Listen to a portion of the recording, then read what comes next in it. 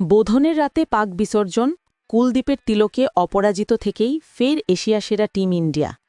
Asia cup ফাইনালে টসে জিতে প্রথমে বল করার সিদ্ধান্ত নেন ভারত অধিনায়ক সূর্যকুমার যাদব।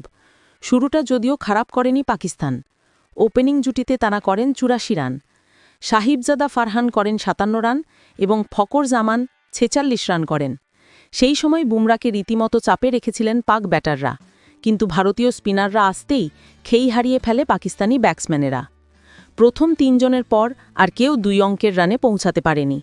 ১১৩ রানে ২ উইকেট থেকে ১৪৬ রানে অল আউট হয়ে যায় পাক বাহিনী। কুলদীপ যাদব নেন ৪ উইকেট। জবাবে ব্যাট করতে নেমে ২০ রানের মধ্যে ৩ উইকেট হারিয়ে বেশ চাপে পড়ে যায় ভারত।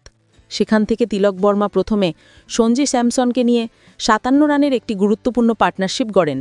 এরপর শিভম দুবের সঙ্গে জুটি গড়ে ভারতকে জয়ের পথে নিয়ে যান। ১৯তম ওভারে দুবে আউট হলেও দমানো যায়নি তিলককে। ৬৯ রানে অপরাজিত থেকে ভারতকে ম্যাচ জিতিয়ে মাঠ ছাড়েন তিনি।